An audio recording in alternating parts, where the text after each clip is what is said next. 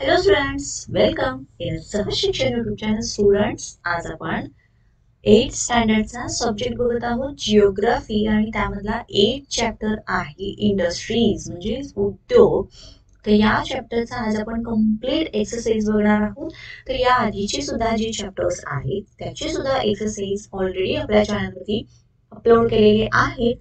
तुम्ही ते प्लेलिस्ट मध्ये जाऊन सर्व एक्सरसाइज बघू शकता. तर चला, चॅनलवरती नवीन असाल तर पटकन चॅनलला सबस्क्राईब करून खाली जो बेल आयकॉन दिला आहे याच्यावरती बटन प्रेस करा, म्हणजे तुम्हाला तुमच्या स्टँडर्डशी रिलेटेड इतर व्हिडिओज जेव्हा मी अपलोड करेन तेव्हा त्याचे तुम्हाला नोटिफिकेशन मिळेल, तेही बघता येतील. Let's start to the exercise. In that question first, mark tick in the box next to the right alternative. Okay, म्हणजे योग्य पर्यायाच्या समोर बरोबर अशी खूण करायला सांगितली आहे. Let's see. In that question A, which factors among those mentioned below does not directly impact industrial development. Okay, म्हणजेच इंडस्ट्रियल डेव्हलपमेंट म्हणजे औद्योगिक विकास जो आहे यासाठी खाली हे जे ऑप्शन दिलेले आहेत, जे फॅक्टर्स दिलेले आहेत, यामधला कोणता असा फॅक्टर्स आहे की जो डायरेक्टली त्याच्यावरती अफेक्ट करत नाही. तर तो कोणता आहे बघा. फर्स्ट आहे water, electricity, labour and air. So आपला आन्सर असणार एअर. सो एअरच्या समोर आपण अशी टिक मार्क केली. ओके, तर हवा हा असा एक फॅक्टर आहे जो औद्योगिक विकासासाठी डायरेक्टली असा त्याचा कोणता परिणाम त्याच्यावरती होत नाही. B, which of the following is a small industry. Okay, तर त्यामध्ये machine parts industry, book binding industry, silk industry and sugar industry. तर यातला सेकंड ऑप्शन जो आहे, book binding industry is a small industry.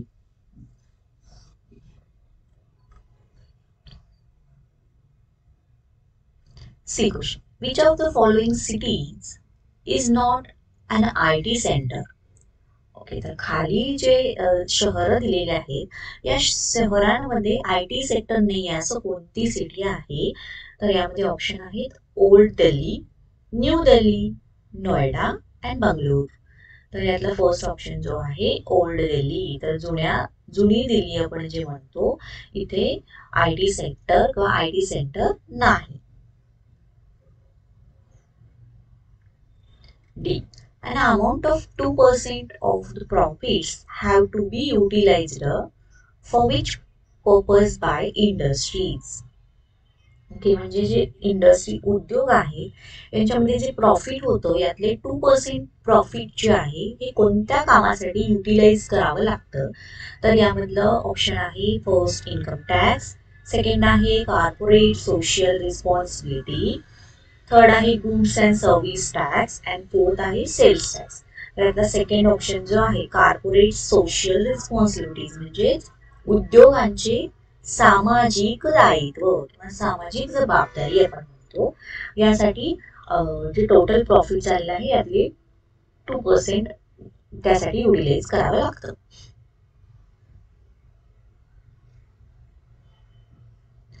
Next, second question, state whether the following statements are true or false. Correct the incorrect statements. Okay, let's see in that. A, small and medium industries of a country are harmful to heavy industries. Okay, the answer मध्ये काय येणार? Incorrect. Correct statement काय येणार? Small and medium industries of a country are supportive to heavy industries. B, the level of industrialization is an indicator of the economic development of a country. So हे statement correct आहे. तर उद्योगांची जी level आहे किंवा इंडस्ट्रीची जी level आहे यावरून आपल्या देशाची आर्थिक विकास कसा आहे हा समजतो. सो एक स्टेटमेंट करेक्ट आहे. आन्सर मध्ये आपण करेक्ट असं लिहिलं आहे.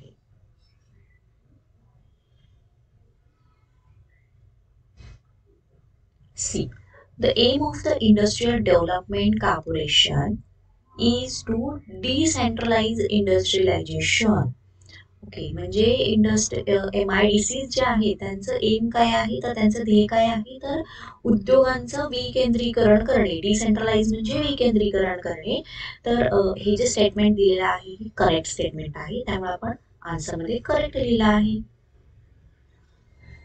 नेक्स्ट बघा D, corporate social responsibility is compulsory for every industries. Okay, so आपण मगाशी जे बघितलं उद्योगांचे सामाजिक दायित्व असं म्हटलं जातं याला. कॉर्पोरेट सोशल रिस्पॉन्सिबिलिटी म्हणजेच उद्योगांचे सामाजिक दायित्व. तर हे सगळ्या उद्योगांना कंपल्सरी आहे का, तर नाही. आन्सरमध्ये आपण काय लिहिणार, इनकरेक्ट. करेक्ट स्टेटमेंट काय येणार, corporate social responsibility is not compulsory for every industries.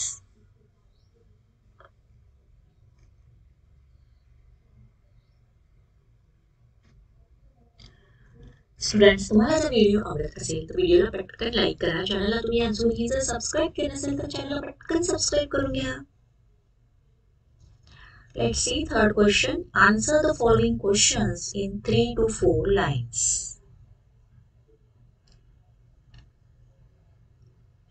Now याच्यामध्ये A question. What are the facilities provided by the government to industrial estates? म्हणजेच काय बघा, सरकार जे आहे हे उद्योगांना कोणकोणत्या सुविधा पोहोचवते किंवा कोणकोणत्या सुविधा पुरवते. आणि आन्सर कसं लिहायचं, the following are the facilities provided by the government to industrial estates.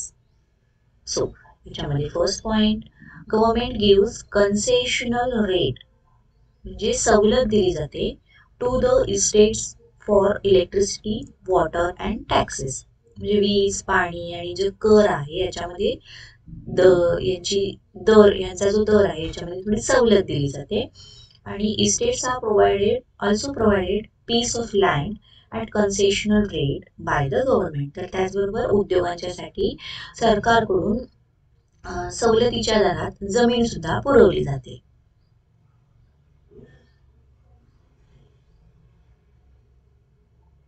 B question. Write in your words how industrial development impacts national development. Okay, see. तर या ठिकाणी काय क्वेश्चन आहे, इंडस्ट्रियल डेव्हलपमेंट म्हणजे तुमचा जो औद्योगिक विकास आहे हा नॅशनल डेव्हलपमेंट म्हणजे तुमच्या राष्ट्राच्या विकासावरती कसा परिणाम करतो हे आपल्या भाषेत लिहायला सांगितलं आहे. Let's see answer. First point, industrial development generate employment opportunity. तर जसं तुमचा उद्योगधंदे जास्तीत जास्त वाढत जाणार तसं काय होणार, एम्प्लॉयमेंट अपॉर्च्युनिटीज वाढत जाणार, लोकांना नोकऱ्या मिळत जाणार. Due to increase employment level people get jobs and per capital income increases. Per capital increase म्हणजे दरडोई उत्पन्न जे आपण म्हणतो ते वाढतं. This further increases the standard of living of people. तर आता समजा लोकांना एम्प्लॉयमेंट जे लोक अनएम्प्लॉय आहेत त्यांना नोकरी मिळाली किंवा जॉब मिळाला तर त्यांचं उत्पन्न वाढतं, त्यांची जी काही इन्कम आहे हा इन्कम वाढतो आणि त्यामुळे त्यांचं जे राहणीमान आहे हे सुधारतं. Industrial development increases the value of the gross national product. तर आपल्या देशाचं सुद्धा जे ग्रॉस नॅशनल प्रोडक्ट आहे हे वाढतं. Industrial development increases by production of various goods. By exporting the surplus goods country can earn foreign exchange in this way. तर आता बघा, इंडस्ट्रियल डेव्हलपमेंट झाली तर काय होणार, त्यातून आपलं प्रोडक्शन निर्माण होणार. तर ते जे चांगलं प्रोडक्शन आहे हे चांगलं प्रोडक्शन जर आपण बाहेरच्या देशामध्ये एक्सपोर्ट केलं तर त्यापासून आपल्याला काय मिळणार, फॉरेन एक्सचेंज म्हणजे परकीय चलन आपल्याला मिळणार.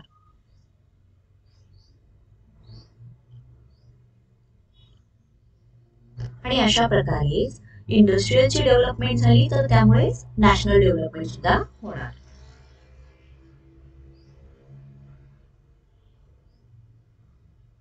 C, give your opinion in short on the usefulness of corporate social responsibility. तर चला सगळ्यात पहिल्यांदा आपण कॉर्पोरेट सोशल रिस्पॉन्सिबिलिटी याचं मीनिंग बघूया आन्सरमध्ये. First, Corporate social responsibility is the responsibility shown by the industrialized by working for the betterment of the society and for conserving environment. तर आपण जे मगापासून म्हणत आहोत कॉर्पोरेट सोशल रिस्पॉन्सिबिलिटी म्हणजेच उद्योगांचे सामाजिक दायित्व. तर म्हणजेच काय, तर जे उद्योजक आहेत किंवा जे वेगवेगळे उद्योग समूह आहेत यांनी समाजासाठी किंवा पर्यावरणाचे संतुलन चांगले राहण्यासाठी काम करणे यालाच कॉर्पोरेट सोशल रिस्पॉन्सिबिलिटी म्हटलं जातं. ओके, सो याच्यामध्ये second point, industries making annual profit of more than 5 crores are expected to spend 2% of their profits on some of the following acts. तर यासाठी काय क्रायटेरिया आहे बघा, सगळ्याच इंडस्ट्रीजनी कॉर्पोरेट सोशल रिस्पॉन्सिबिलिटी ऍक्ट लागू होत नाही. तर ज्या इंडस्ट्रीजचं profit annual more than 5 crores आहे त्यातले त्यांनी 2% हे फक्त स्पेंड करायचे आहेत. प्रोव्हाइडिंग एज्युकेशनल और हेल्थ फॅसिलिटी. नेक्स्ट आहे establishing centre for mental physically challenge widows other needy people. तर गरजू लोकांसाठी, विधवा स्त्रियांसाठी किंवा जे अपंग आहेत अशा लोकांसाठी काही मार्गदर्शन केंद्र उभा करणे. डेव्हलपिंग अ पर्टिक्युलर विलेज और रिजन. तर एखाद्या गावाचा विकास करणे, एखादं गाव दत्तक घेणे, त्याचा विकास करणे. And इस्टॅब्लिशिंग environmental development centres.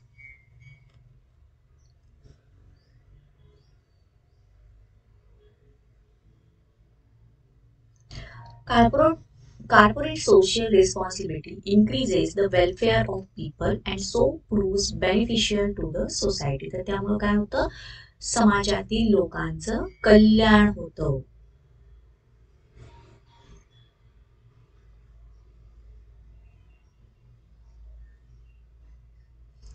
D. Mention 3 features of small industries. So इथे हा क्वेश्चन इम्पॉर्टंट आहे. Here I write and for 2 marks. Okay, so answer बघा. 3 features of small industries are as follows. In that, first, small industries require comparatively less amount of inputs like capital, machinery and manpower. तर लहान उद्योग जे असतात त्यांना कमी प्रमाणात भांडवल किंवा कमी प्रमाणात मशिनरी आणि मनुष्यबळ लागतात. Small industries requires comparatively less premise for its day to day operation. तर जागा सुद्धा कमी लागते. Generally the goods produced in small industries have local or regional markets. तर या छोट्या छोट्या उद्योगांच्या मधून जे गुड्स तयार होतो म्हणजे जो माल तयार होतो त्याच्यासाठी सुद्धा मार्केट हे कसं असतं, छोटं मार्केट असतं कारण लोकल रिजनल मार्केट असतं.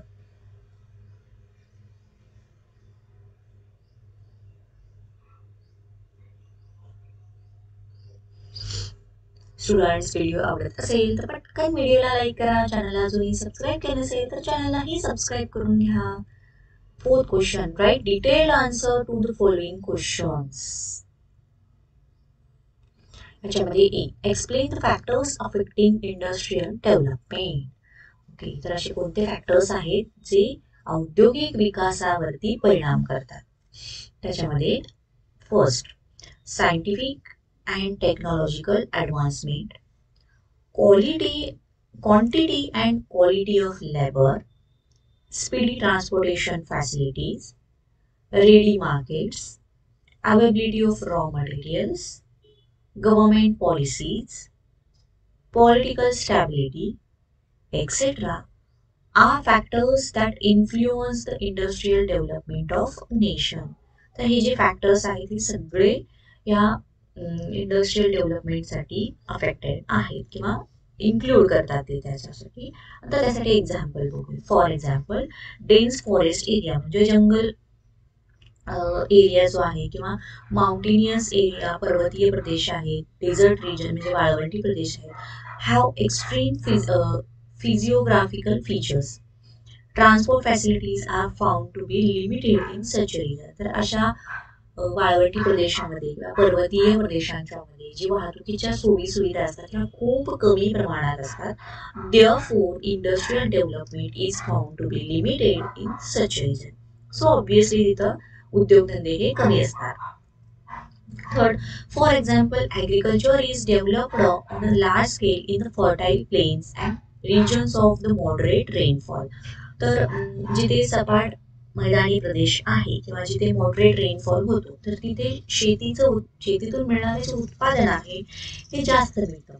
So agriculture provides a raw material to many industries आणि ते उत्पादन भरपूर असे उद्योग आहेत की जिथे रॉ मटेरियल म्हणून सप्लाय केलं जातं. Therefore, industrial development is found to be high in such a region. So त्या भागामध्ये तिथे इंडस्ट्रियल डेव्हलपमेंट ही जास्त आढळून येते.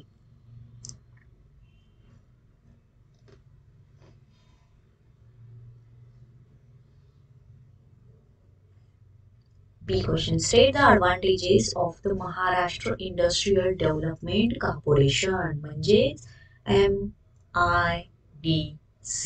तर ही जी MIDC आहे ज्या प्रत्येक जिल्ह्यामध्ये असतात या MIDC चे फायदे ॲडव्हान्टेजेस काय आहेत ते आपल्याला इथे लिहायचे आहेत. आन्सर बघा.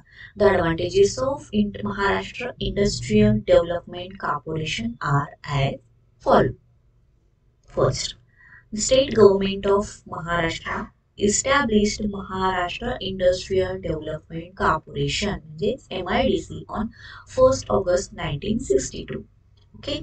Then next, through MIDC, government has set up industries in all districts of Maharashtra. महाराष्ट्रातील सगळ्या जिल्ह्यांमध्ये MIDC ची स्थापना झालेली आहे.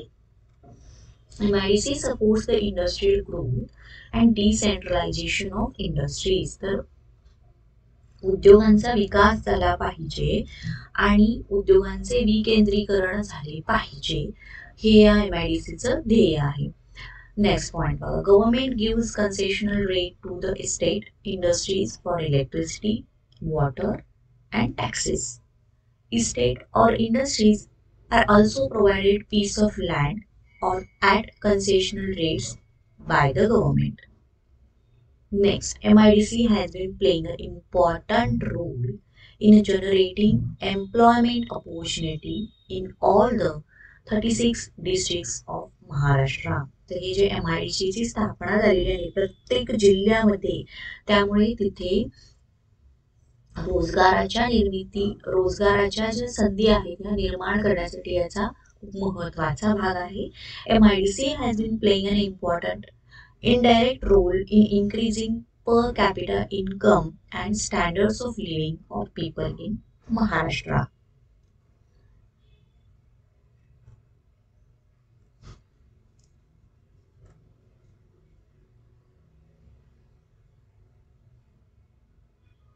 C question. Explain the importance of IT industries म्हणजे IT sectors. चला तर याचे इम्पॉर्टन्स काय आहे बघा. Answer. First point, information technology industry includes various components like searching for technical information, obtaining information, analyzing information, compiling information, graphic presentation of information and providing information. म्हणजे माहिती गोळा करणे, तिचं ॲनालायझिंग करणे, तिचं आलेखानुसार प्रेझेंट करणे हे सगळे इन्फॉर्मेशन टेक्नॉलॉजी इंडस्ट्रीजमध्ये येतं. Then, information technology industry provides various type of information through internet on computers, mobiles and other devices. This industry provides information at comparatively less cost, time and efforts. तर जी आपल्याला माहिती हवी आहे ती कमी वेळेत, कमी खर्चात आणि कमी कष्टामध्ये या इंडस्ट्रीज थ्रू प्रोव्हाइड केली जाते. The obtained information can be used for personal, economic, social, cultural, etc. Development. India has made rapid progress in this industry.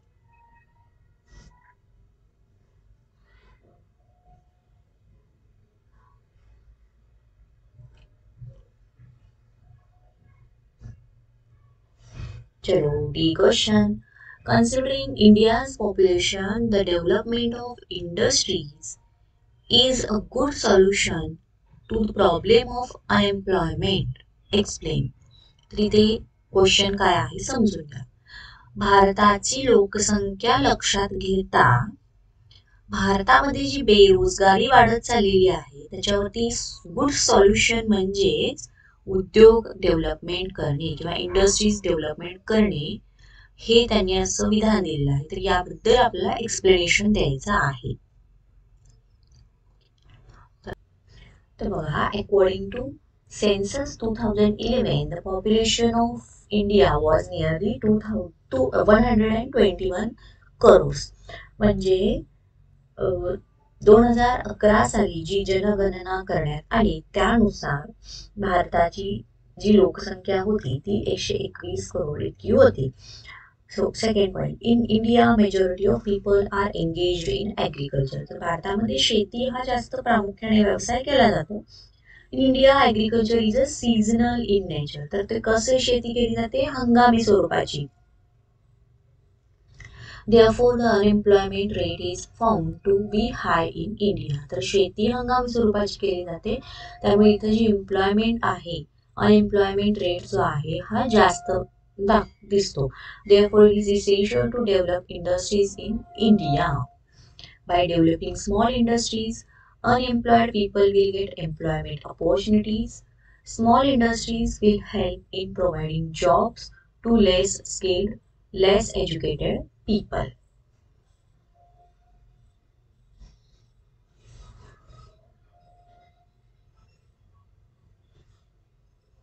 By developing medium and large scale in rural areas, the process of urbanization can be boosted in village. It will also restrict migration of people from villages to town and cities. The employment level in nation can be raised by developing industries. Thus, considering India's population, the development of industries is a good solution to problem of unemployment. आणि यामुळेच भारताची लोकसंख्या लक्षात घेता बेरोजगारी जर कमी करायची असेल तर इंडस्ट्रीची डेव्हलपमेंट केली पाहिजे, हेच त्याचं गुड सॉल्युशन आहे.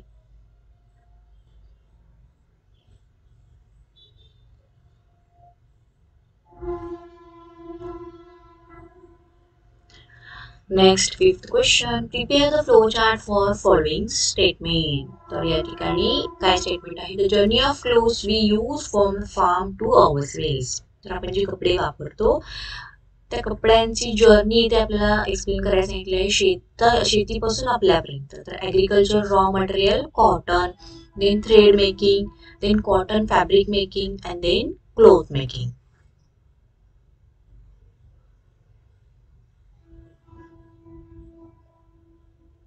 Okay, next C. Essential factors for the location of any one industries. तर एखादी इंडस्ट्री तिथे राहण्यासाठी किंवा तिथे स्थित होण्यासाठी इसेन्शियल फॅक्टर्स कोणते आहेत बघा. फिजिकल फॅक्टर्स, तर त्यामध्ये relief soil, mineral resources and water supply. Next आहे इकॉनॉमिक फॅक्टर्स. इकॉनॉमिक फॅक्टर्समध्ये agriculture and raw materials, than transportation facility and market and capital. Okay, fourth आहे कॅपिटल. देन अदर फॅक्टर्स कोणते कोणते आहेत बघा. फर्स्ट आहे quantity of labour, then quality of labour and third आहे scientific progress.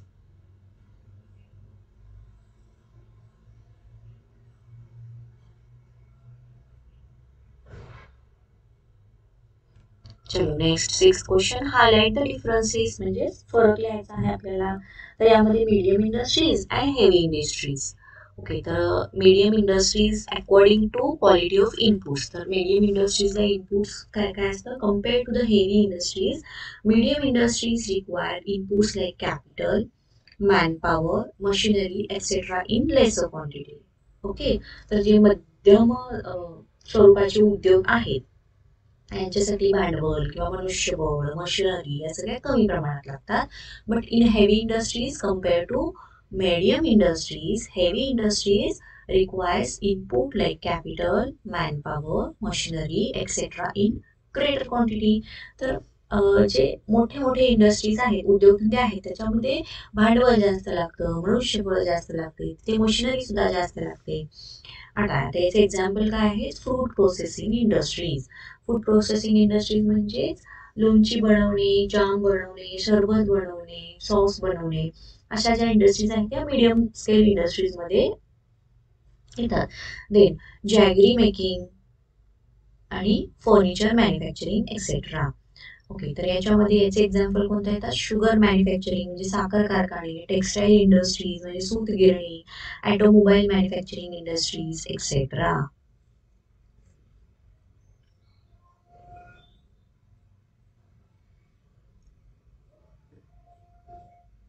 Next, agro based industries and information technology industries. आता agro based म्हणजे शेतीवरती अवलंबून असणारे. This type of industries are generally located in a rural areas. कारण शेतीवरती कारण अशा ज्या इंडस्ट्रीज आहेत त्याला जो कच्चा माल पुरवला जातो तो शेतीमधून पुरवला जातो. त्यामुळे या टाईपच्या ज्या इंडस्ट्रीज आहेत या रुरल म्हणजे खेडेगावासारख्या ठिकाणी त्या असणार आहेत. But this type of industries are generally located in urban area. म्हणजे शहराच्या ठिकाणी या आय टी सेक्टर्स किंवा आय टी इंडस्ट्रीज असतात. Agro based industries are traditional in nature आणि information technology industries modern in nature. तर या पारंपरिक पद्धतीच्या असतात आणि या आधुनिक पद्धतीमध्ये इंडस्ट्रीज असतात.